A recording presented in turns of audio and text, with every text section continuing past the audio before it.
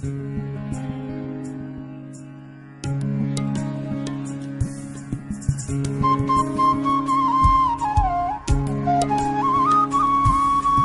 एक गहरा कुआं हूं इस जमीन पर, बेशुमार लड़के लड़कियों के लिए कि उनकी प्यास बुझाता रहूं। उसकी बेपनाह रहमत उसी तरह जर्रे जर्रे पर बरसती है जैसे कुआं सबकी प्यास बुझाता है। इतनी सी कहानी है मेरी, ज़ैनुल आबिदीन और आशी अम्मा के बेटे की कहानी। उस लड़के की कहानी जो अखबारें बेचकर अपने भाई की मदद करता था। उस शागिर्द की कहानी जिसकी परवरिश शिव सुब्रमण्य अय्यर और अय्यदुराई सोलोमन ने की। उस विद्यार्थी की कहानी जिसे पंडले मास्टर ने तालीम दी, MGK मेनन और प्रोफेसर साराभाई ने इंजीनियर की पहचान दी, जो नाकामियों और मुश्किलों में पलकर साइंसदान बना। और उस रहनुमा की कहानी जिसके साथ चलने वाले बेशुमार काबिल और हुनरमंद लोगों की टीम थी।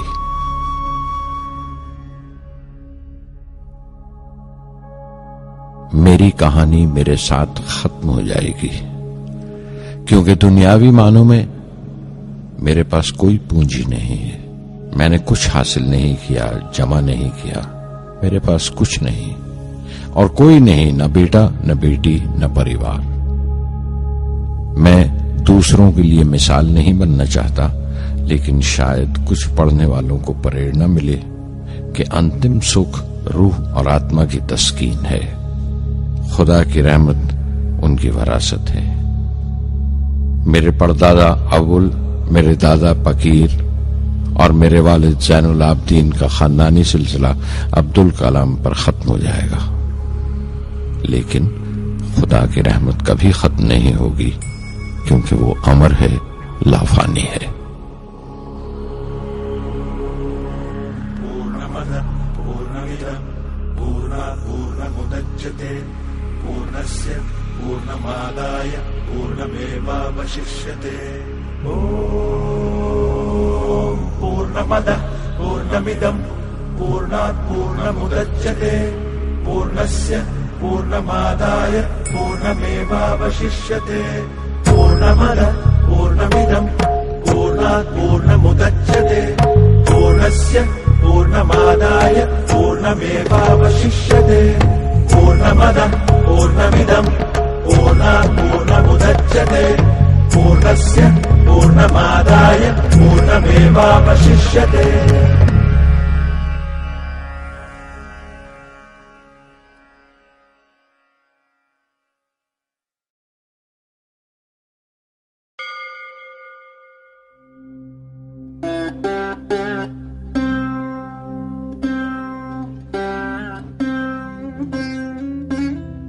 मैं शहर रामेश्वरम के एक मिडिल क्लास तमिल खानदान में पैदा हुआ।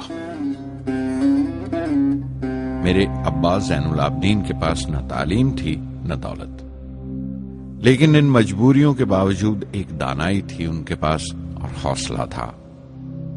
और मेरी मां जैसी मददगार थी आशी अम्मा। उनकी कई औलादों में एक मैं भी था, बुलंद कामत माँ बाप का एक छोटे से कद वाला मामूली शक्ल सूरत का लड़का। अपने पुश्तैनी मकान में रहते थे हम, जो कभी 19वीं सदी में बना था। काफी वसी और पक्का मकान था रामेश्वरम की मस्जिद स्ट्रीट में। मेरे अब्बा हर तरह के ऐशो आराम से दूर रहते थे, मगर जरूरियात की तमाम चीजें मुयस्सर थीं। सच तो यह है कि मेरा बचपन बड़ा महफूज था, मादी तौर पर भी और जज्बाती तौर पर भी, मटीरियली एंड इमोशनली।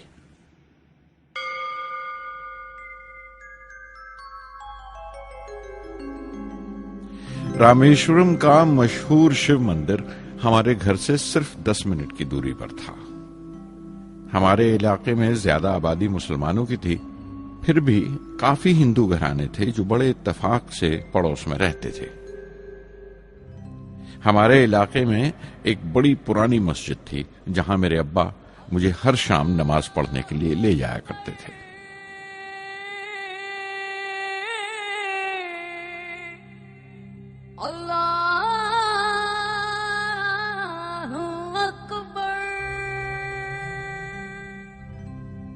रामेश्वरम मंदिर के बड़े पुरोहित पक्षी लक्ष्मण शास्त्री मेरे अब्बा के पक्के दोस्त थे। मेरी बचपन की यादों में आंकी हुई एक याद ये भी थी कि अपने अपने रवायती लिबास में बैठे हुए वो दोनों कैसे रूहानी मसलों पर देर देर तक बातें करते रहते थे। मेरे अब्बा मुश्किल से मुश्किल रूहानी मामलों को भी तमिल की आम जबान में बयान कर लिया करते थे। एक बार मुझसे कहा था, जब आफत आए तो आफत की वजह समझने की कोशिश करो, मुश्किलें हमेशा खुद को परखने का मौका देती हैं।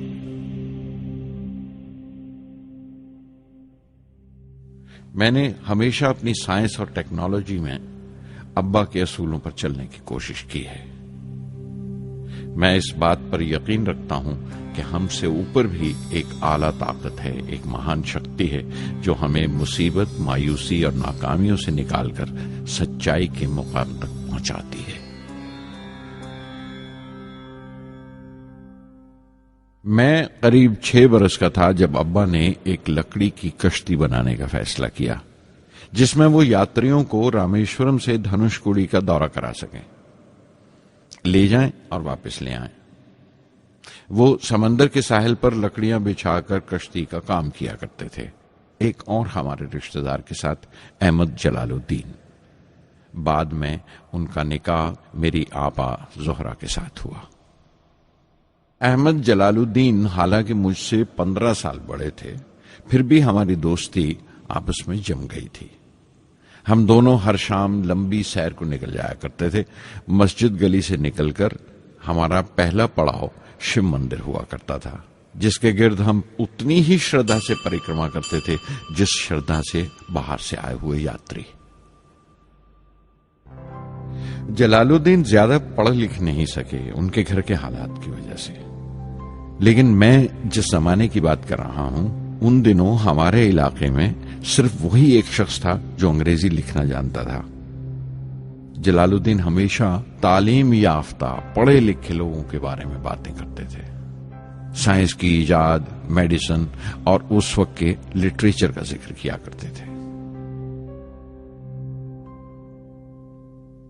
एक और शख्स जिसने बचपन में मुझे बहुत मुतासिर किया वो मेरा कजन था, मेरा चचेरा भाई शमसुद्दीन। उसके पास रामेश्वरम में अखबारों का ठेका था और सब काम अकेले ही किया करता था। हर सुबह अखबार रामेश्वरम रेलवे स्टेशन पर ट्रेन से पहुंचता था।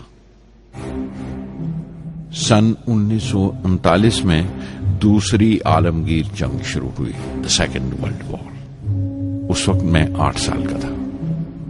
हिंदुस्तान को इत्तेहादी फौजों के साथ शामिल होना पड़ा और एक इमरजेंसी के हालात पैदा हो गए थे। सबसे पहली दुर्घटना यह हुई कि रामेश्वरम स्टेशन पर आने वाली ट्रेन का रुकना कैंसिल कर दिया गया और अखबारों का गट्ठा अब रामेश्वरम और धनुषकोडी के बीच से गुजरने वाली सड़क पर चलती ट्रेन से फेंक दिया जाता। शमसुद्दीन को मजबूरन एक मददगार रखना पड़ा जो अखबारों के गट्ठे सड़क से जमा कर सके। वो मौका मुझे मिला और शमसुद्दीन मेरी पहली आमदनी की वजह बना। हर बच्चा जो पैदा होता है वो कुछ समाजी और आर्थिक हालात से जरूर असरअंदाज होता है और कुछ अपने जज्बाती माहौल से भी। उसी तरह उसकी तरबियत होती है। मुझे दयानतदारी और सेल्फ डिसिप्लिन अपने अब्बा से विरासत में मिला था और मां से अच्छाई पर यकीन करना और रहमदिली। लेकिन जलालुद्दीन और शमसुद्दीन की सोहबत से जो असर मुझ पर पड़ा, उससे सिर्फ मेरा बचपन ही महज अलग नहीं हुआ, बल्कि आइंदा जिंदगी पर भी उसका बहुत बड़ा असर पड़ा।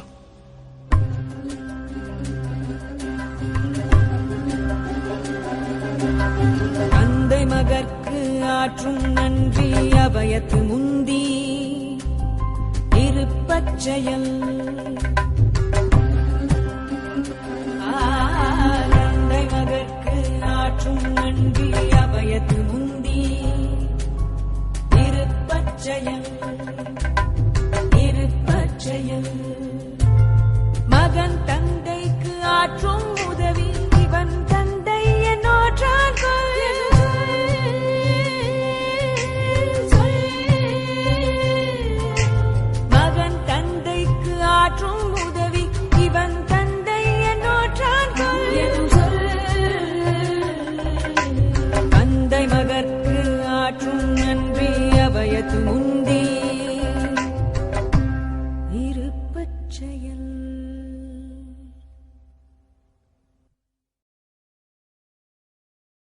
फिर जंग खत्म हो गई और हिंदुस्तान की आजादी बिल्कुल यकीनी हो गई। मैंने अब्बा से रामेश्वरम छोड़ने की इजाजत चाही। मैं डिस्ट्रिक्ट हेडक्वार्टर्स रामनाथपुरम जाकर पढ़ना चाहता था। शमसुद्दीन और जलालुद्दीन मेरे साथ रामनाथपुरम तक गए मुझे श्वार्ट्ज हाई स्कूल में दाखिल कराने के लिए। जाने क्यों वो नया माहौल मुझे रास नहीं आया। रामनाथपुरम बड़ा मसरूफ शहर था और करीब 50,000 की आबादी थी, लेकिन रामेश्वरम का सुकून और इत्मीनान कहीं नहीं था। घर बहुत याद आता था और घर लौटने का कोई मौका मैं छोड़ता नहीं था। श्वार्ट्ज हाई स्कूल में दाखिल होने के बाद एक 15 साल लड़के के तमाम शौक जो हो सकते थे मेरे अंदर जाग उठे। मेरे टीचर अय्यादुराई सोलोमन बेहतरीन रहबर थे, गाइड, उस नौजवान जहन के लिए जिसके सामने जिंदगी की बेशुमार मुमकिनात खुलने वाली थी।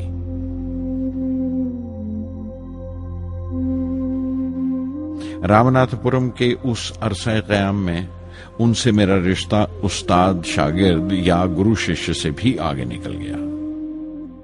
अय्यादुराई कहा करते थे, जिंदगी कामयाब होने और नतीजे हासिल करने के लिए 3 ताकतों पर काबू पाना बहुत जरूरी है: ख्वाहिश, यकीन और उम्मीद। अय्यादुराई सोलोमन, जो बाद में रेवरेंड हो गए, कहा करते थे, इससे पहले कि मैं चाहूं कुछ हो जाए, ये जरूरी है कि मेरे अंदर उसकी पूरी शिद्दत से ख्वाहिश हो और यकीन हो कि वो होगा।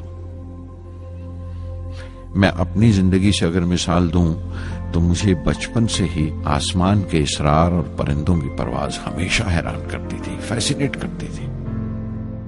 समंदर में कूंजों और बगलों को ऊंची उड़ाने लगाते देखता था तो उड़ने को जी करता था।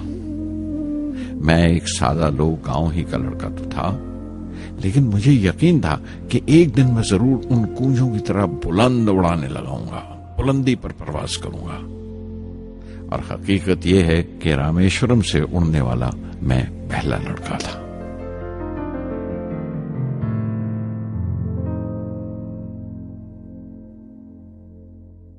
श्वार्ट्ज स्कूल में तालीम खत्म करते करते मेरे अंदर खुद एतमादी बस चुकी थी और मुझे यकीन था कि मैं जरूर कामयाबी हासिल करूंगा। मैं तालीम आगे जारी रखूंगा, उसमें कोई दूसरा ख्याल नहीं था।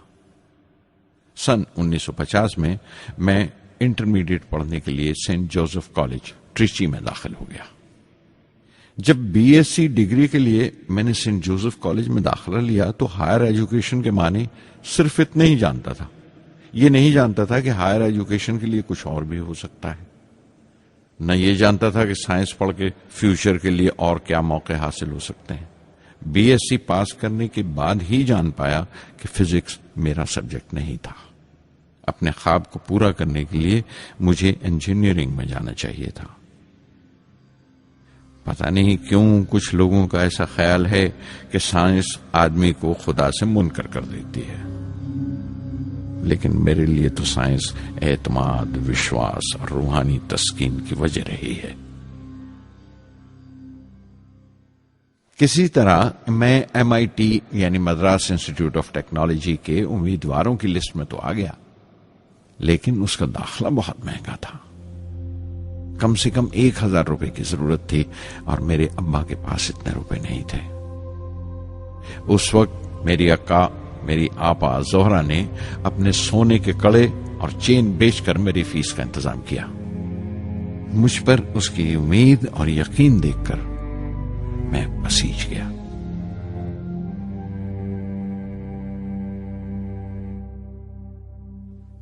MIT में सबसे ज्यादा मजा आया। वहां 2 हवाई जहाज रखे देखकर जो उड़ान से बरी कर दिए गए थे, मुझे उनकी तरफ एक अजीब सा खिंचाव महसूस होता था। और जब सब लड़के हॉस्टल लौट जाते थे, मैं कई कई घंटे उनके पास बैठा रहता था। फर्स्ट ईयर मुकम्मल करने के बाद जब मुझे अपने ज्यादा खुसूसी मजमून चुनना थे, यानी अपनी स्पेशल ब्रांच का चुनाव करना था, तो मैंने फॉरेन एरोनॉटिकल इंजीनियरिंग का चुनाव कर लिया। MIT की तालीम के दौरान मुझे 3 टीचर्स ने बहुत मुतासिर किया। Professor Sponder, professor KAV Pandalai, professor Narasimha Rao. Professor Sponder technical aerodynamics सिखाते थे। एरोनॉटिकल इंजीनियरिंग में दाखिले से पहले मैंने उनसे सलाह ली थी। उन्होंने समझाया था कि मुझे मुस्तकबिल का फैसला करने से पहले मुस्तकबिल की मुमकिनात के बारे में नहीं सोचना चाहिए, बल्कि सोचना चाहिए एक अच्छी बुनियाद के लिए और अपने रुझान और इश्तियाक के बारे में कि उसमें कितनी शिद्दत है, मेरे एप्टीट्यूड्स और एस्पिरेशन में कितनी इंटेंसिटी है।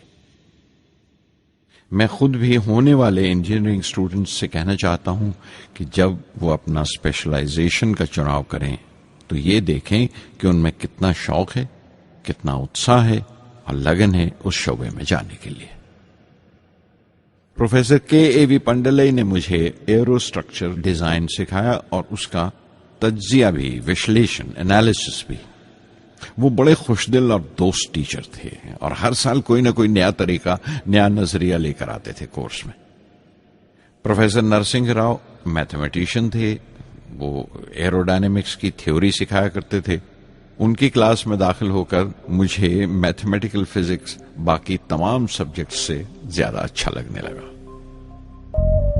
साध संगी हरि हरि नाम चित्तारा चित्तारा, साध संगी हरि हरि नाम चित्तारा, सहज अनंतु होवे दिनु राति, अंकुर भलो हमारा, साध संगी साध संगी।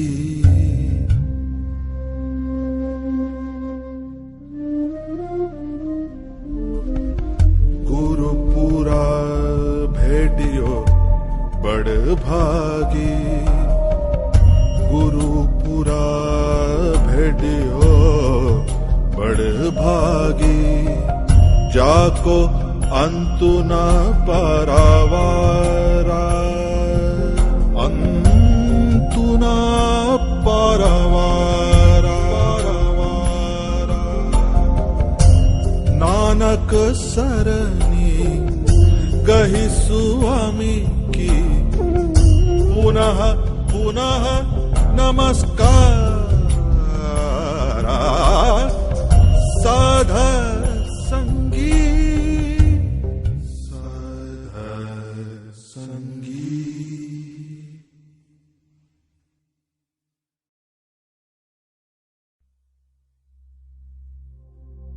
MIT से मैं बेंगलोर के हिंदुस्तान एरोनॉटिक्स लिमिटेड HAL में बतौर ट्रेनी दाखिल हो गया। HAL से जब मैं एरोनॉटिकल इंजीनियरिंग ग्रेजुएट बनकर निकला तो जिंदगी ने 2 मौके मेरे सामने खड़े कर दिए और दोनों मेरी परवाज के देरीना ख्वाब पूरे कर सकते थे।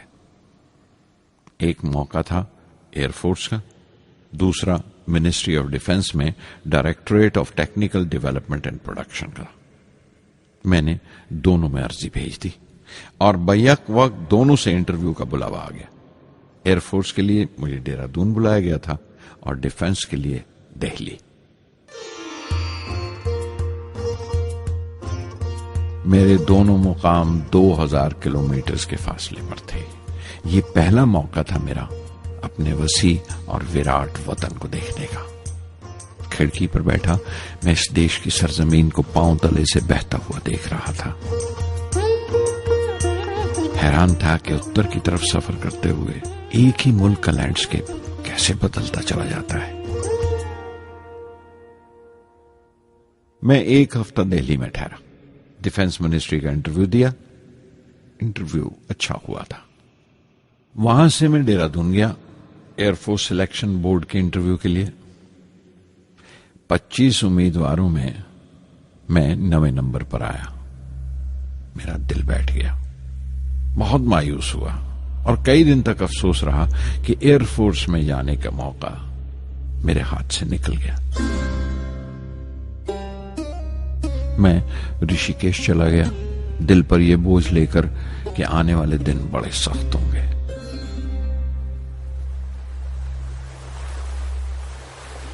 गंगा में स्नान किया और फिर चलता हुआ पास की पहाड़ी पर शिवानंद आश्रम तक पहुंच गया। स्वामी शिवानंद से भेंट हुए। देखने में बिल्कुल गौतम बुद्ध लगते थे, सफेद दूधिया धोती और पांव में लकड़ी की खड़ाऊ। उनकी बच्चों सी मासूम मुस्कान और सादा दिली देखकर बहुत प्रभावित हुआ मैंने बताया उन्हें कैसे मैं इंडियन एयरफोर्स में भर्ती होने से रह गया और मेरी कितनी शदीद ख्वाहिश थी आसमानों में उड़ने की, परवास करने की। वो मुस्कुरा दिए और बोले, ख्वाहिश अगर दिलो जान से निकली हो, वो पवित्र हो और उसमें शिद्दत हो, तो उसमें कमाल की एक इलेक्ट्रोमैग्नेटिक एनर्जी होती है, एक बरकी मकनातीसी ताकत होती है। दिमाग जब सोता है तो वो एनर्जी रात की खामोशी में बाहर निकल जाती है और सुबह कायनात ब्रह्मांड से सितारों की गति रफ्तार को अपने साथ समेटकर दिमाग में लौट आती है। इसीलिए जो सोचा है उसकी सृष्टि अवश्य है, वो तख्लीक होगा।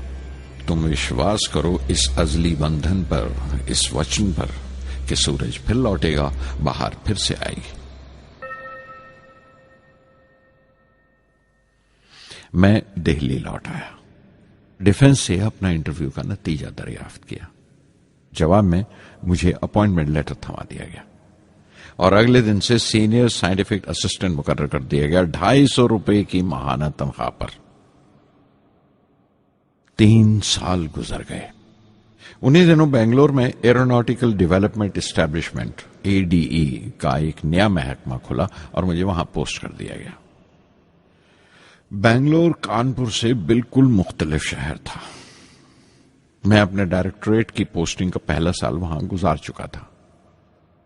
दरअसल हमारे देश में ये एक अजीब तरीका है, एक अजीब सा ढंग है अपने लोगों को हद दर्जा तक निचोड़ लेने का, जो हमारे लोगों को इंतहा पसंद बना देता है।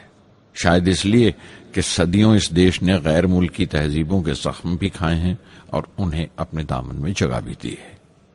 अलग अलग हुक्मरानों से वफा करते करते हम अपनी हैसियत, अपनी यकताई खो बैठे हैं। बल्कि हमने एक और ही किस्म की खूबी पैदा कर ली है कि एक ही वक्त में रहम दिल भी हैं और बेरहम भी, हसास भी हैं और बेहिस भी। जितने गहरे हैं उतने ही सतही। ऊपर से देखो तो हम बड़े खुश रंग और खूबरू नजर आते हैं, लेकिन कोई गौर से देखे तो अपने हुक्मरानों की एक बेढब नकल से ज्यादा कुछ नहीं है। मैंने कानपुर में कल्ले में दबाए हुए पान वाले नवाब वाजिद अली शाह के नकलची बहुत देखे और बेंगलोर में फिरंगियों के अंदाज में कुत्ते की जंजीर थामे टहलते हुए साहिबों की कमी नहीं थी।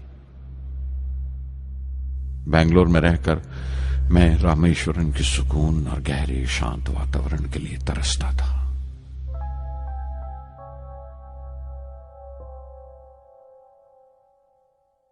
पहले साल तो ADE में कोई ज्यादा काम नहीं था। एक प्रोजेक्ट टीम बनाई थी कि 3 सालों में एक स्वदेशी हॉवरक्राफ्ट तैयार करें और वो वक्त से पहले तैयार हो गया। नंदी उसका नाम रखा गया, शिव की सवारी के आधार पर। उसका डिजाइन हमारी उम्मीद से ज्यादा अच्छा था, लेकिन मैं सख्त मायूस हुआ जब आपसी कंट्रोवर्सीज की बिना पर सारा प्रोजेक्ट बालाए ताक रख दिया गया, बंद कर दिया गया। Professor MGK Menon, Tata institute of fundamental research के डायरेक्टर, एक रोज अचानक ही हमारी जांच पड़ताल को आ पहुंचे। नंदी का जिक्र निकला। मुझसे पूछताछ करते हुए उन्होंने ख्वाहिश जाहिर की एक 10 मिनट की उड़ान के लिए। उसके 1 हफ्ता बाद की बात है, मुझे इनकोस्पार से बुलावा आ गया, the Indian committee for space research. मैं मुंबई चला गया रॉकेट इंजीनियर की पोस्ट के लिए इंटरव्यू देने। मेरा इंटरव्यू लेने वाले डॉक्टर विक्रम साराभाई और प्रोफेसर MGK मेनन के अलावा मिस्टर सराफ थे, जो उस वक्त एटॉमिक एनर्जी कमीशन के डिप्यूटी सेक्रेटरी के ओहदे पर थे। डॉक्टर साराभाई की गर्मजोशी ने पहली ही मुलाकात में मेरा दिल मोह लिया। अगले ही दिन मुझे खबर मिल गई कि मैं चुन लिया गया। मुझे इनकोस्पार में रॉकेट इंजीनियर की हैसियत से शामिल कर लिया गया था। सन 1962 के देरीना हिस्से में कहीं इनकोस्पार ने थुम्बा में इक्वेटोरियल रॉकेट लॉन्चिंग स्टेशन बनाने का फैसला किया। थुम्बा केरला में त्रिवेंद्रम से परे एक दूर दराज के ऊंगते से गांव का नाम है। हिंदुस्तान में यह मॉडर्न रॉकेट बेस्ड रिसर्च की एक दबी सी इब्तदा थी, हल्की सी शुरुआत। उसके फौरन बाद ही मुझे 6 माह के लिए अमेरिका भेज दिया गया, नासा में रॉकेट लॉन्चिंग की ट्रेनिंग के लिए। जाने से पहले मैं थोड़ा सा वक्त निकालकर रामेश्वरम गया। मेरे अब्बा मेरी इस कामयाबी के लिए बहुत खुश हुए और मुझे उसी मस्जिद में ले जाकर शुक्राने की नमाज अदा की।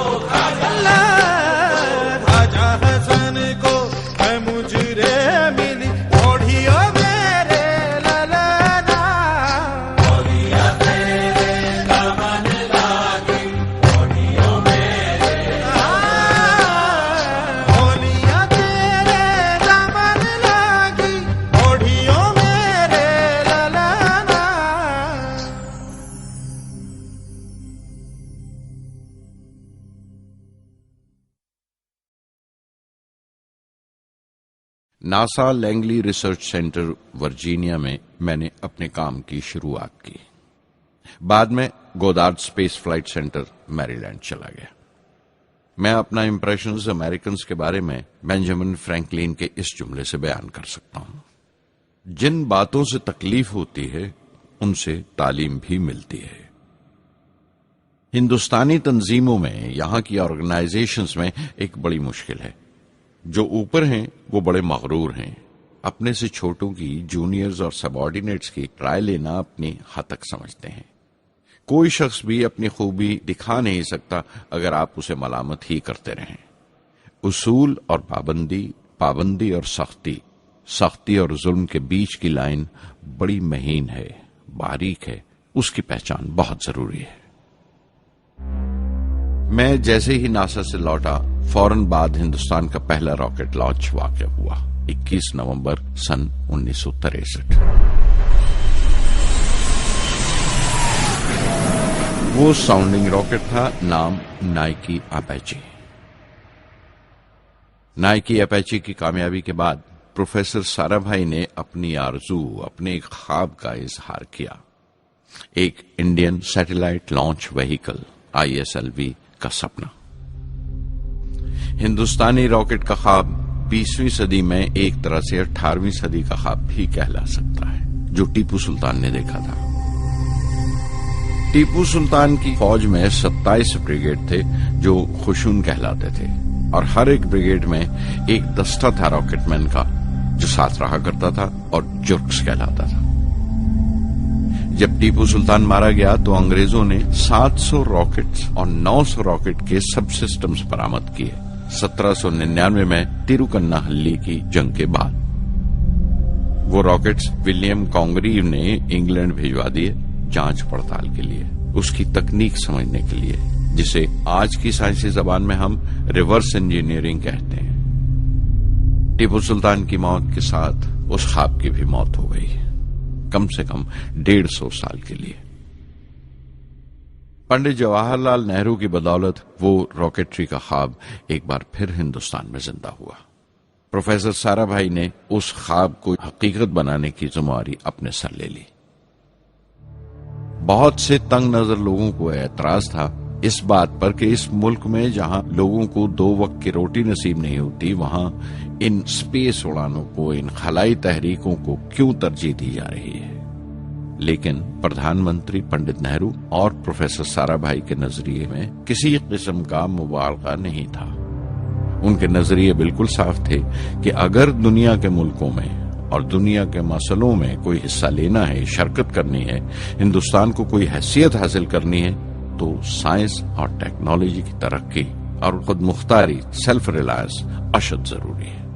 और उनका मकसद ताकत का मुजाहिरा हरगिज नहीं था। सहज पके सो मीठा होए। थुम्बा में 2 रॉकेट सहज पके मगर कामयाब हुए, एक रोहिणी, दूसरा मेनका। अगला साल लगा ही था जब प्रोफेसर साराभाई ने मुझे दिल्ली बुला भेजा। एक मीटिंग थी और मीटिंग में ग्रुप कैप्टन वीएस नारायणन से मेरा तारुफ कराया गया, जो एयर हेडक्वार्टर्स से थे। प्रोफेसर साराभाई ने रेटो तैयार करने का इरादा जाहिर किया, rocket assisted take off system, एक मिलिट्री एयरक्राफ्ट जो रॉकेट की मदद से उड़ाया जा सके बड़ी छोटी सी जगह में। शाम तक यह खबर भी आम हो गई कि हिंदुस्तान एक खुद साख्ता मिलिट्री एयरक्राफ्ट तैयार कर रहा है और मैं उस प्रोजेक्ट का मुख्तार हूं, जिम्मेदार हूं। मैं कई तरह के जज्बात से भर गया, खुश भी था, शुक्रगुजार भी, खुशकिस्मत भी, और एक एहसास हुआ तकमील का, फुलफिलमेंट का। 19वीं सदी के एक शायर की ये सतरें बहुत याद आई। हर दिन के लिए तैयार रहो, हर दिन को एक तरह ही मिलो, जब ओखली हो बर्दाश्त करो, जब दस्ता हो तो वार करो। रेटो पे काम करते हुए 2 अहम वाकयात हुए। पहला तो यह था कि अपने देश में पहली बार स्पेस रिसर्च का 10 साला प्रोग्राम तैयार हुआ, जिसके ऑथर थे प्रोफेसर साराभाई। मेरे लिए वो एक ऐसा रूमानी मैनिफेस्टो था जैसे स्पेस से इश्क करने वाले किसी शायर की रूमानी नज्म हो, जैसे कोई अपने देश के आसमान से इश्क करने लगा हो। और दूसरा वाकया मिनिस्ट्री ऑफ डिफेंस में मिसाइल पैनल का तैयार होना। नारायणन और मैं, हम दोनों उस पैनल के मेंबर थे। उस वक्त तक भविष्य की आने वाली SLV सैटेलाइट लॉन्च व्हीकल का नाक नक्शा भी तैयार हो चुका था। प्रोफेसर साराभाई अपने देरीना ख्वाब को ताबीर देने के लिए कुछ और साथियों का चुनाव कर चुके थे। मैं खुद को खुशकिस्मत समझता हूं कि मुझे उस प्रोजेक्ट का लीडर चुना गया। उस पर प्रोफेसर साराभाई ने मुझे एक और जिम्मेदारी भी सौंपी कि लॉन्च की 4थी स्टेज मैं ही डिजाइन करूं। यह मामूल था, मेरा आदत थी कि हर मिसाइल पैनल की मीटिंग के बाद मैं जाकर प्रोफेसर साराभाई को पूरी तफसील, पूरी रिपोर्ट देता था। दिल्ली में ऐसी ही एक मीटिंग के बाद 23 दिसंबर 1971 को मैं त्रिवेंद्रम लौट रहा था और उस दिन प्रोफेसर साराभाई थुम्बा में SLV का मुआयना करने गए हुए थे। दिल्ली एयरपोर्ट के लाउंज से मैंने उन्हें फोन किया, पैनल मीटिंग की तफसील बताई। प्रोफेसर साराभाई ने मुझे कहा कि मैं त्रिवेंद्रम एयरपोर्ट पर उनका इंतजार करूं। मैं जब त्रिवेंद्रम पहुंचा तो फिजा में एक मातम बिछा हुआ था। मुझे खबर दी गई कि प्रोफेसर साराभाई नहीं रहे। चंद घंटे पहले दिल का दौरा पड़ने से उनका इंतकाल हो गया। मैं थर्रा के रह गया। चंद घंटे पहले ही तो मैंने उनसे बात की थी। मेरे लिए वो बहुत बड़ा सदमा था। प्रोफेसर साराभाई मेरी नजर में इंडियन साइंस के राष्ट्रपिता हैं, जैसे राष्ट्र के पिता महात्मा गांधी हैं। उन्होंने अपनी टीम से रहनुमा पैदा किए और खुद अपने अमल से उनके लिए मिसाल साबित हुए।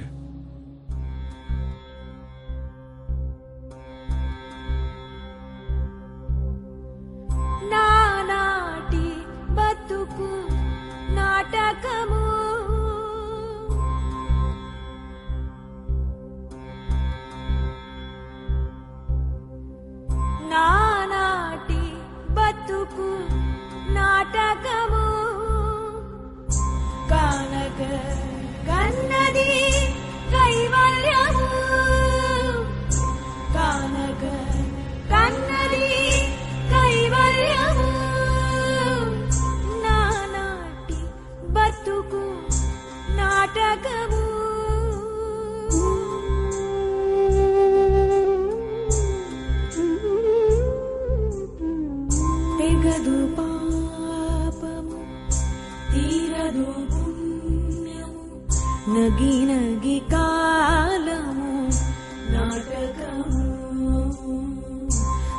తీరదు పాపము తీరదు పుణ్యము నగి నగి కాలము నాటకము యగువన శ్రీ వెంకటేశ్వరుడేరికే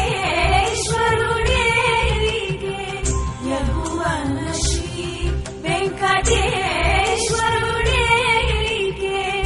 గగనము నీతిది కైవల్యము గగనము నీతిది కైవల్యము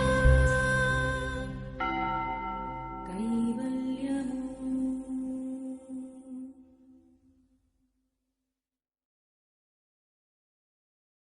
कुछ अरसा प्रोफेसर एमजी के मेनन ने स्पेस रिसर्च का काम संभाला. बिलाखिर प्रोफेसर सतीश धवन को Indian space research organisation ISRO की जिम्मेदारी सौंप दी गई. तुम्बा का पूरा कॉम्प्लेक्स एक बड़े पैमाने पर स्पेस सेंटर बना दिया गया और Vikram Sarabhai space centre VSSC का नाम दिया गया. जिसने वो सेंटर कायम किया था उसी के नाम से उस जगह की श्रद्धांजलि पेश की गई. मशहूर मेटलर्जिस्ट डॉक्टर ब्रह्म प्रकाश VSSC के पहले डायरेक्टर मुकर्रर हुए. कोई भी शख्स अपनी जिम्मेवारी में तभी कामयाब हो सकता है अगर वो बारसूख हो, मोतबर हो और अपने फैसलों के लिए उसे सही हद तक आजादी हो. शायद निजी जिंदगी में भी तसल्ली का यही एक रास्ता है. आजादी और जिम्मेवारी एक साथ हो तभी वो तस्कीन और खुशी का बायस हो सकती है. और जाती आजादी हासिल करने के लिए मैं 2 रास्ते तजवीज कर सकता था जो मैंने इख्तियार किए. पहला तो यह कि अपनी तालीम और तरबियत को बढ़ावा दो. इल्म, नॉलेज बड़ा कारआमद हथियार है, बहुत काम आता है. इल्म जितना ज्यादा होगा उतनी ज्यादा आजादी के हकदार होगे. इल्म वो पूंजी है जो कोई छीन नहीं सकता. टीम की रहनुमाई तभी मुमकिन है अगर आपकी जानकारी मुकम्मल हो, अप टू डेट हो. कामयाब रहनुमा बनने के लिए जरूरी है कि दिन का काम जब खत्म हो आप पिछले काम का जायजा लें, अगले दिन के काम की तैयारी करें. दूसरा तरीका यह है कि अपने काम को अपना फख्र समझें, गर्व समझें और जरूरी है कि अपने अंदर की शक्ति की सही जानकारी हो. जो करो उस पर यकीन रखो या जिस पर यकीन हो वही करो, वरना दूसरों के ईमान का शिकार बनते रहोगे. SLV प्रोजेक्ट के पहले 3 सालों में साइंस के बहुत से नए नए इसरार खुले और आहिस्ता आहिस्ता साइंस और टेक्नोलॉजी का फर्क समझ आने लगा.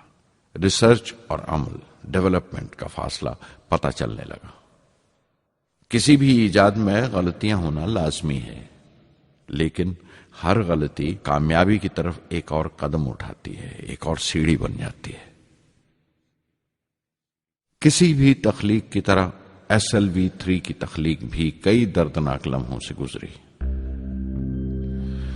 एक रोज जब मैं और मेरे तमाम साथी अपने कामों में पूरी तरह डूबे हुए थे, मेरे घर से एक मौत की इत्तला पहुंची. मेरे दोस्त और हमदर्द मेरे बहनोई जलालुद्दीन का इंतकाल हो गया था. कुछ देर के लिए तो मैं सुन्न होकर रह गया. मेरी आंखों में अंधेरा छा गया. थोड़ी देर बाद जब अपने चौगिरदे का एहसास हुआ तो महसूस किया जैसे मेरी हस्ती का एक हिस्सा मर गया था. रात की रात बसों में सफर करता हुआ अगली सुबह मैं रामेश्वरम पहुंचा. जोहरा को क्या तसल्ली देता और क्या सब्र देता अपनी भांजी महबूबा को जो रो रो कर हलकान हो रही थी. मेरी आंखों के सोते पहले ही सूख चुके थे. थुम्बा लौटकर बहुत दिनों तक सारा कामकाज, सारी मसरूफियत बेमानी लगने लगी. बहुत दिनों तक बहुत मलाल लगा, सब बेमानी लगता था. प्रोफेसर धवन देर देर तक हौसला देते थे. कहते SLV पर जैसे जैसे काम आगे बढ़ेगा मुझे सब्र महसूस होगा और ये मायूसी कम होते होते गुजर जाएगी. 1976 में मेरे अब्बा ज़ैनुल आबदीन 102 साल की उम्र में वहीं रामेश्वरम में इंतकाल फरमा गए। 15 पोते पोतियां छोड़कर गए थे पीछे और एक पड़पोता। दुनियावी तौर पर वो सिर्फ एक और बुजुर्ग की मौत थी। कोई बड़ा मातम नहीं हुआ, झंडा नहीं उतारा गया, न अखबारों ने स्याह हाशिए दिए, न सियासतदान थे वो, न विद्वान कोई, न कोई बड़े सरमायादार। एक सीधे सादे इंसान थे, फरिश्ता सिफत। और हर उस बात की वजह थे जो दानाई और पारसाई की राह दिखाती है।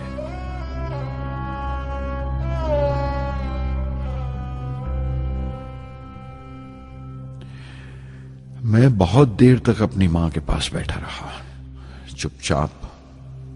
और जब उठा थुम्बा लौटने के लिए तो उसने रुंधे गले से दुआएं दी मुझे।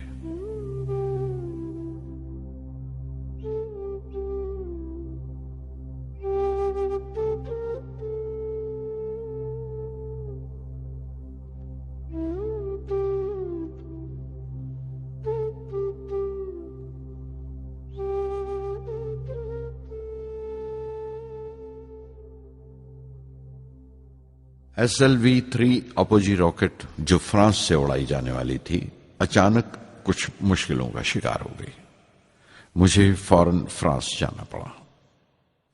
मैं रवाना होने ही वाला था कि मेरी मां की मौत की खबर पहुंची।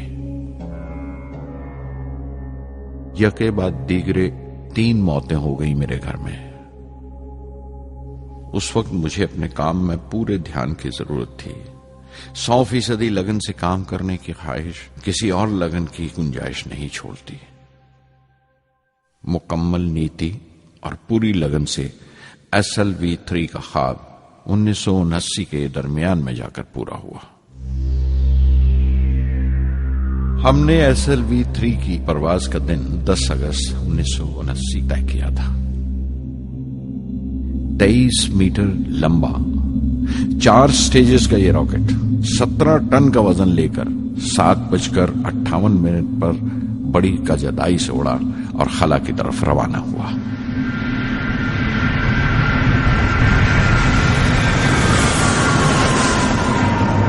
पहली स्टेज हर तरह से पुख्ता निकली और बड़े आराम से रॉकेट दूसरी स्टेज में दाखिल हो गया। हम सब दम खुद रह गए, सांस रोके बैठे थे। हमारे बरसों का ख्वाब आसमान की तरफ सफर कर रहा था।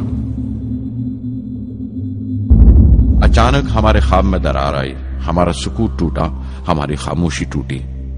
दूसरी स्टेज काबू से बाहर होने लगी थी। 317 सेकंड के बाद परवाज टूट गई। मेरी मेहनत और उम्मीद चौथी स्टेज को साथ लेकर तमाम मलबा श्रीहरिकोटा से 560 किलोमीटर दूर समंदर में जाके गिरा।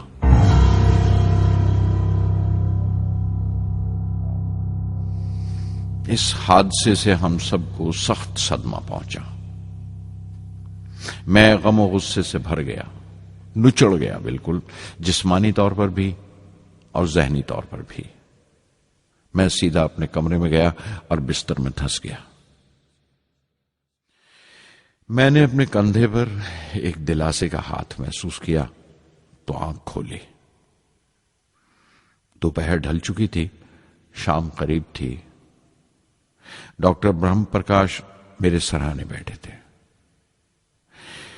उनकी इस हमदर्दी ने छू लिया मुझे। मैं उदास था, मायूस था, लेकिन अकेला नहीं।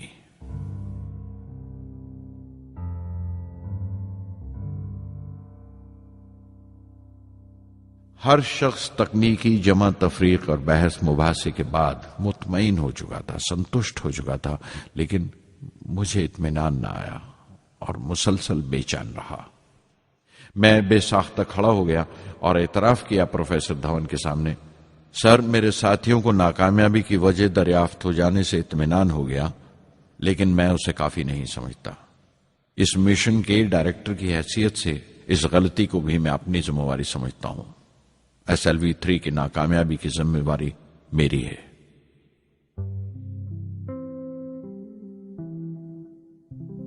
साइंस का काम कमाल दर्जा उत्साह भी देता है, खुशी भी और उतनी ही गहरी मायूसी भी। इस तरह के वाकयात सोच सोचकर मैं दिल को ढारस देता रहा। यह ख्याल कि इंसान चांद पर उतर सकता है सबसे पहले एक रूसी साइंटिस्ट ने सोचा था। उसे हकीकत बनने में 40 साल गुजर गए जब अमेरिका ने उसे पूरा किया। प्रोफेसर चंद्रशेखर ने चंद्रशेखर लिमिट का आविष्कार किया था 1930 में, जब कैम्ब्रिज में पढ़ रहे थे। लेकिन 50 साल बाद उन्हें उसी डिस्कवरी पर नोबेल प्राइज मिला। वॉन ब्रॉन अपनी सैटर्न लॉन्च व्हीकल से आदमी को चांद पर उतारने से पहले कितनी सारी नाकामियों से गुजरे होंगे।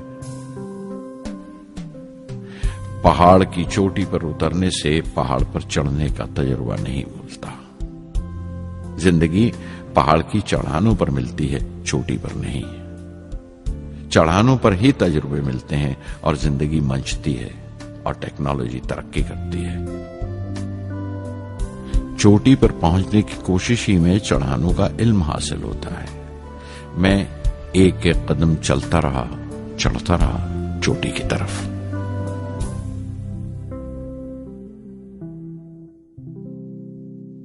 SLV-3 की उड़ान से 30 घंटा पहले 17 जुलाई 1980 के दिन अखबारों की सुर्खियां तरह तरह की राय और अंदाजों से भरी हुई थी।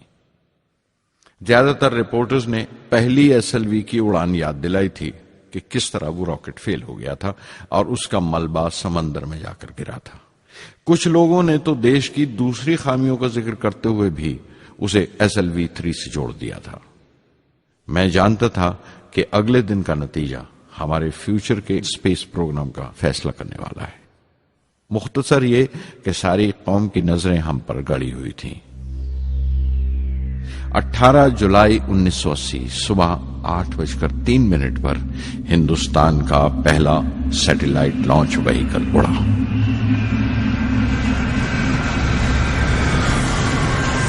मैंने रोहिणी सैटेलाइट का तमाम डेटा कंप्यूटर पर जांचा। अगले 2 मिनट के अंदर अंदर रोहिणी अंतरिक्ष में था। उस तमाम शोरगुल के बीच में मैंने अपनी जिंदगी के सबसे अहम अल्फाज अदा किए। मैं मिशन डायरेक्टर बोल रहा हूं, एक जरूरी खबर सुनने को तैयार रहो। चौथी स्टेज कामयाबी के साथ रोहिणी सैटेलाइट को लेकर अंतरिक्ष में दाखिल कर रही है। मैं ब्लॉक से बाहर आया तो मेरे साथियों ने मुझे कंधों पर उठा लिया और नारे लगाते हुए जुलूस निकाला। सारी कौम में एक जोश की लहर दौड़ गई। हिंदुस्तान उन चंद कौमों में शामिल हो गया था जिनके पास सैटेलाइट लॉन्च की काबिलियत थी। हमारी कौम का एक ख्वाब पूरा हुआ था और हमारे इतिहास का एक नया बाब खुला, एक नया चैप्टर। प्रधानमंत्री इंदिरा गांधी ने मुबारकबाद का तार भेजा और सबसे ज्यादा हिंदुस्तान के साइंसदान खुश थे कि ये पूरी कोशिश स्वदेशी थी, हमारी अपनी थी। मैं कुछ मिले जुले जज्बात से गुजर रहा था। मैं खुश था कि पिछली 2 दहाइयों से जिस कोशिश में था बिलाखिर उसमें कामयाब हुआ। लेकिन उदास था जिन लोगों की बदौलत में यहां पहुंचा था वो लोग मेरे साथ नहीं थे।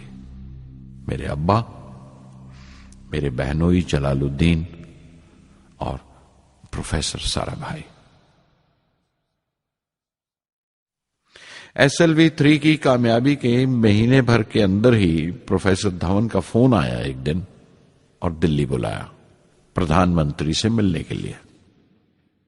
मेरी एक छोटी सी उलझन थी कपड़ों को लेकर।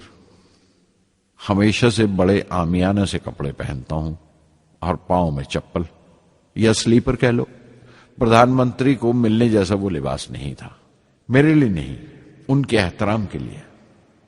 सुना तो प्रोफेसर धवन बोले, कपड़ों की फिक्र मत करो, तुमने जो शानदार कामयाबी पहन रखी है वो काफी है। रिपब्लिक डे 1981 मेरे लिए एक बड़ी खुशखबरी लेकर आया कि मुझे पद्म भूषण से नवाजा गया है। मैंने अपने कमरे को बिस्मिल्लाह खां की शहनाई से भर लिया। शहनाई की गूंज मुझे कहीं और ही ले गई। मैं रामेश्वरम पहुंच गया, मां के गले लगा। अब्बा ने मेरे बालों को उंगलियों से सहलाया और मेरा दोस्त, मेरा रफीक जलालुद्दीन मस्जिद गली में जमा हुए लोगों में मेरे इनाम का ऐलान कर रहा था। मेरी बहन जोहरा ने मीठा बनाया घर में। पक्षी लक्ष्मण शास्त्री ने मेरे माथे पर तिलक लगाया। फादर सोलोमन ने मेरे हाथ में सलीब देकर दुआ पढ़ी और प्रोफेसर सारा भाई को देखा। उनके चेहरे पर मुस्कुराहट थी, फख्र था। जो पौधा वो लगाकर गए थे अब पूरा पेड़ बन चुका था, जिसके फल हिंदुस्तान की आवाम तक पहुंच रहे थे।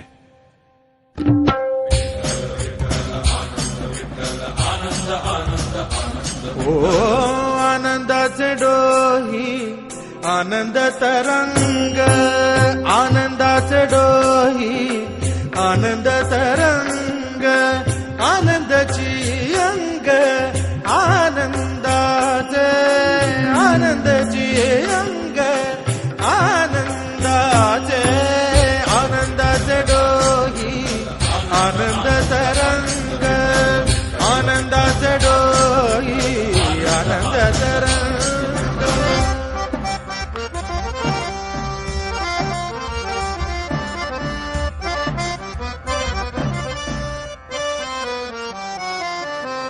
गर्भाचे आवडी मातेचा डोहळा, तेथीचा जीवळा येथे बिंबे। गर्भाचे आवडी मातेचा डोहळा, तेथीचा जीवळा तेथे बिंबे। तुका म्हणे तैसा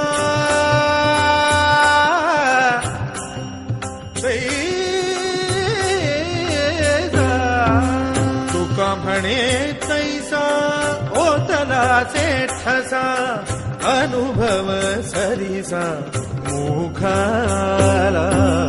आनंदाचे डोही आनंद तरंग, आनंदाची अंग, आनंदाचे आनंदाचे डोही आनंद तरंग।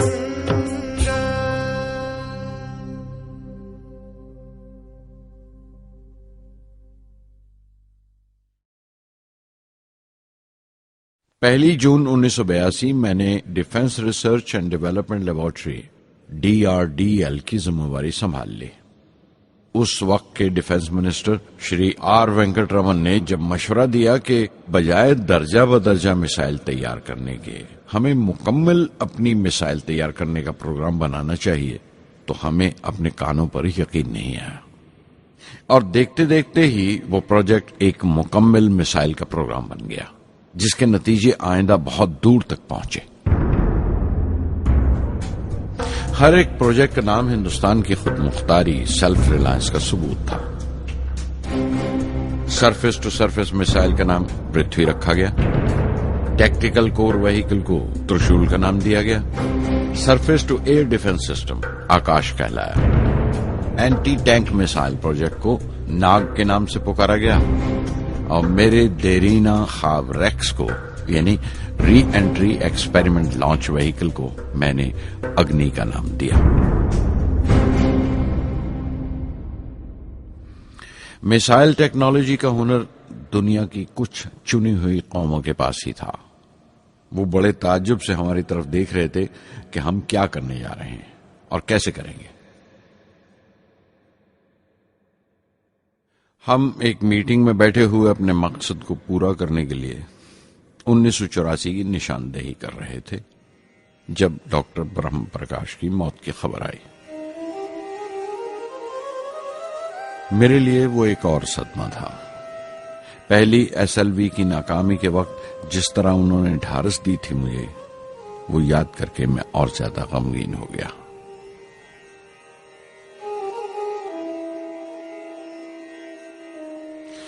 प्रोफेसर सारा भाई अगर VSSC के निर्माता थे, बनाने वाले थे, तो डॉक्टर ब्रह्म प्रकाश उसके आमिल थे, एग्जीक्यूटर थे। उनकी विनम्रता ने मुझे बड़ी हद तक नरम कर दिया। और मैंने अपनी तुंद मिजाजी पर काफी काबू कर लिया। उनकी हलीमी सिर्फ अपनी खूबियों तक ही महदूद नहीं थी, बल्कि अपने से छोटों को इज्जत देना भी उनकी आदत में शामिल था। उनके बर्ताव और सुलूक में ये बात नजर आ जाती थी कि कोई शख्स भी खामियों से खाली नहीं है। यहां तक कि अफसर भी, लीडर भी, रहनुमा भी। वो बहुत बड़े दानिश्वर थे। एक कमजोर से शरीर के अंदर उनमें बच्चों की सी मासूमियत थी। मुझे वो हमेशा साइंसदानों में संत नजर आते थे।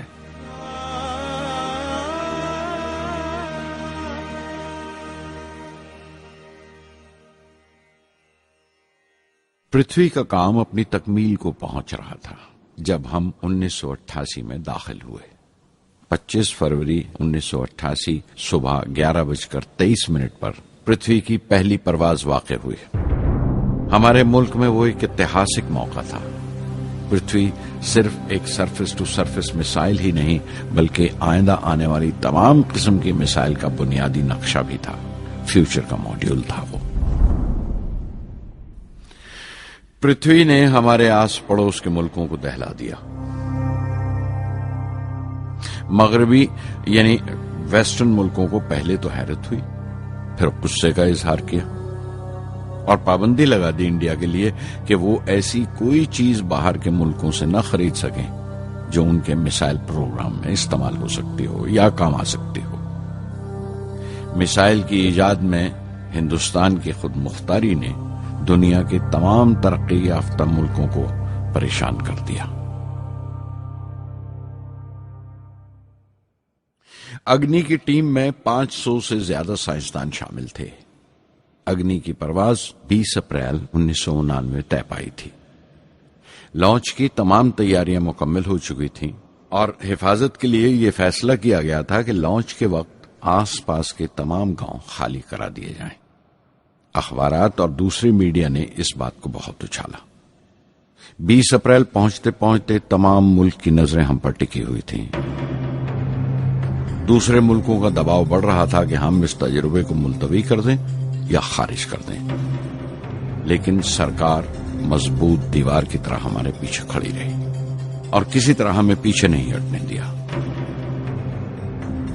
परवाज से सिर्फ 14 सेकंड्स पहले हमें कंप्यूटर ने रुकने का इशारा किया।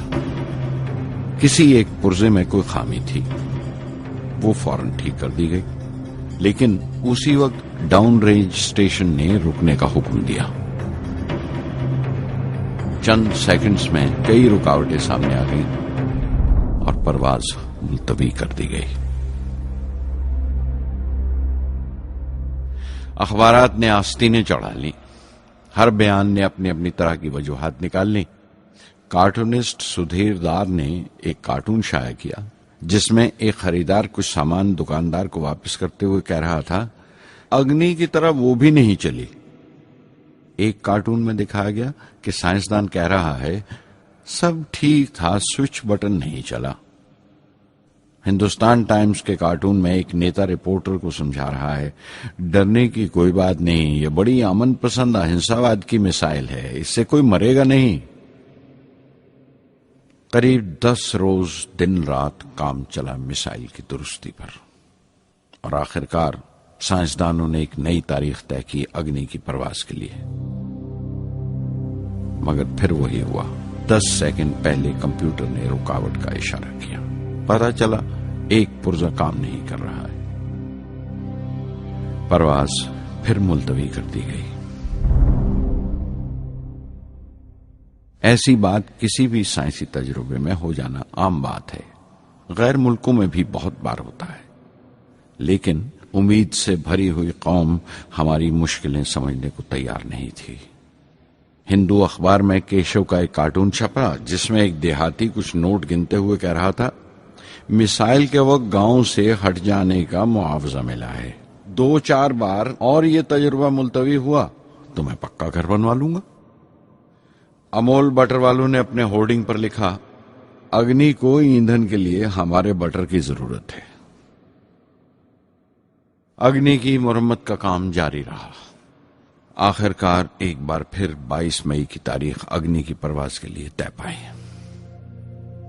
उसकी पिछली रात doctor Arunachalam, general KN Singh और मैं डिफेंस मिनिस्टर KC पंत के साथ चहलकदमी कर रहे थे।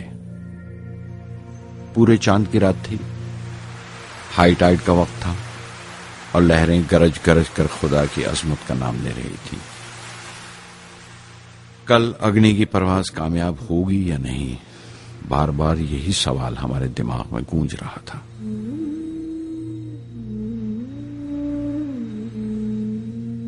डिफेंस मिनिस्टर ने एक लंबी खामोशी को तोड़ते हुए पूछा, कलाम, कल अग्नि की कामयाबी मनाने के लिए क्या चाहते हो तुम? मैं क्या चाहता था? क्या था जो नहीं था मेरे पास? अपनी खुशी के इजहार के लिए मुझे क्या करना चाहिए? और अचानक मुझे जवाब मिल गया, हम 1 लाख पेड़ों की कोंपले लगाएंगे, मैंने कहा और उनके चेहरे पर रौनक आ गई। तुम अपनी अग्नि के लिए धरती मां का आशीर्वाद चाहते हो, बोले। कल यही होगा, उन्होंने पेशेंगोई की।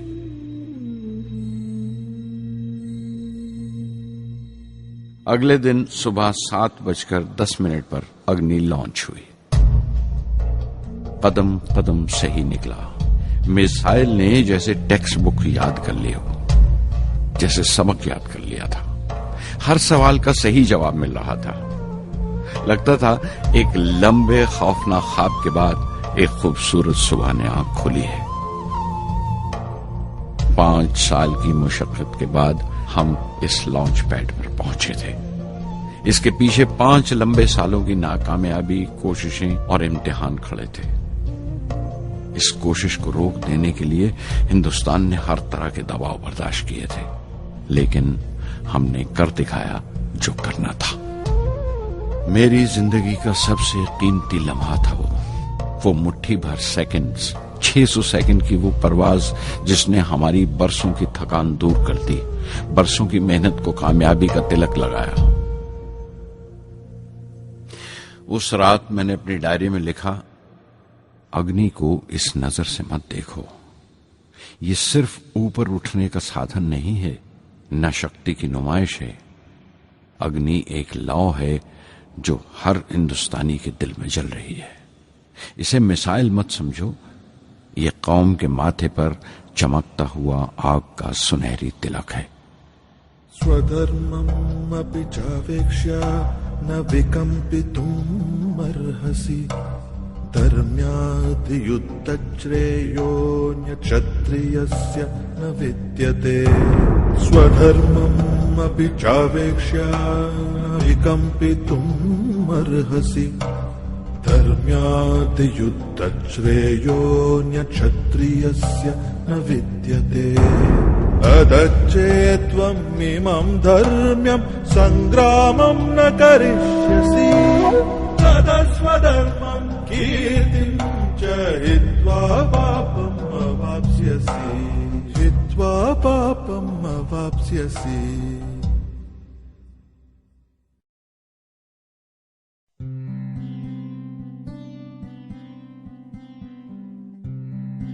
,1990 के रिपब्लिक डे पर देश ने मिसाइल प्रोग्राम की कामयाबी का जश्न मनाया।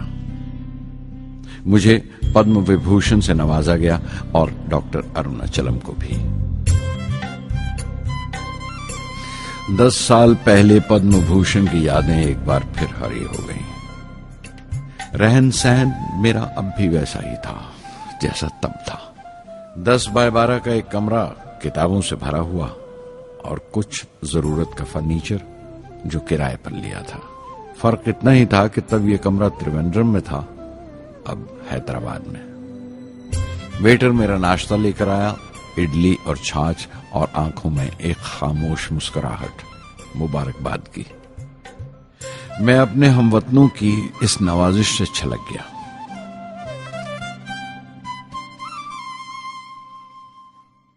मैं जानता हूं कि बहुत से साइंसदान और इंजीनियर मौका मिलते ही वतन छोड़ जाते हैं, दूसरे मुल्कों में चले जाते हैं ज्यादा रुपया कमाने के लिए, ज्यादा आमदनी के लिए। लेकिन ये आदर, मोहब्बत और इज्जत क्या कमा सकते हैं जो उन्हें अपने वतन से मिलती है। 15 अक्टूबर 1991 में 60 साल का हो गया। मुझे अपने रिटायरमेंट का इंतजार था। चाहता था कि गरीब बच्चों के लिए एक स्कूल खोलूं। ये वो दिन थे जब मैंने सोचा कि अपनी जिंदगी के तजुर्बे, मुशाहिदे और वो तमाम बातें कलमबंद करूं जो दूसरों के काम आ सकें। एक तरह से अपनी स्वाने उम्री लिखूं, अपनी जीवनी। मेरे ख्याल में मेरे वतन के नौजवानों को एक साफ नजरिए और दिशा की जरूरत है। तभी ये इरादा किया कि मैं उन तमाम लोगों का जिक्र करूं जिनकी बदौलत मैं ये बन सका जो मैं हूं। मकसद ये नहीं था कि मैं कुछ बड़े बड़े लोगों के नाम लूं, बल्कि ये कि कोई शख्स कितना भी छोटा क्यों ना हो, उसे हौसला नहीं छोड़ना चाहिए। मसले, मुश्किलें जिंदगी का हिस्सा हैं और तकलीफें कामयाबी की सच्चाइयां हैं। जैसा कहा है किसी ने, खुदा ने यह वादा नहीं किया कि आसमान हमेशा नीला ही रहेगा, जिंदगी भर फूलों से भरी राहें मिलेंगी। खुदा ने यह वादा नहीं किया कि सूरज है तो बादल नहीं होंगे, खुशी है तो गम नहीं, सुकून है तो दर्द नहीं होगा। मुझे ऐसा कोई गुरूर नहीं कि मेरी जिंदगी सबके लिए एक मिसाल बनेगी, मगर यह हो सकता है कि कोई मायूस बच्चा किसी गुमनाम सी जगह पर जो समाज के किसी माजूर हिस्से से ताल्लुक रखता हो, ये पढ़े और उसे चैन मिले। ये पढ़े और उसकी उम्मीद रोशन हो जाए। हो सकता है ये कुछ बच्चों को नाउमीदी से बाहर ले आए और जिसे वो मजबूरी समझते हैं वो मजबूरी ना लगे। उन्हें यकीन रहे कि वो जहां भी हैं खुदा उनके साथ है। काश हर हिंदुस्तानी के दिल में जलती हुई लौ को पर लग जाए और उस लौ की परवाज से सारा आसमान रोशन हो जाए।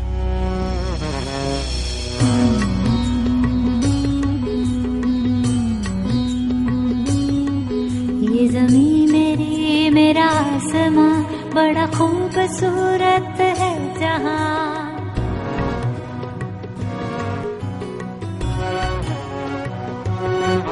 ये ज़मीं मेरी, मेरा आसमां, बड़ा खूबसूरत है जहां। मेरी जिंदगी परवाज़ है, वो फिजा मेरी, मैं उड़ूं जहां। मेरी जिंदगी परवाज़ है, वो फिजा मेरी, मैं उड़ूं जहां। ये ज़मीं मेरी, मेरा आसमां, बड़ा खूबसूरत है जहां। कभी धूप लेप के आसमां हमने सुनहरी कर लिया। कभी धूप लेप के आसमां हमने सुनहरी कर लिया। फिर धूप बांध के पाँव में हम उड़े हैं ठंडी हवाओं में। ज़मीं मेरी, मेरा आसमां, बड़ा खूबसूरत है जहां। कभी वक्त उठा के सरों पे हम और आग लेके परों पे हम। कभी वक्त उठा के सरों पे हम और आग लेके परों पे हम। कभी छानी खाली खला कहीं, हम उड़े जहाँ पे हवा नहीं। ज़मीं मेरी, मेरा आसमां, बड़ा खूबसूरत है जहां। मेरी जिंदगी परवाज़ है, मेरी जिंदगी परवाज़ है, वो फिजा मेरी, मैं उड़ूं जहां। ये ज़मीं मेरी, मेरा आसमां, बड़ा खूबसूरत है जहां। ये ज़मीं मेरी, मेरा आसमां, बड़ा खूबसूरत है जहां।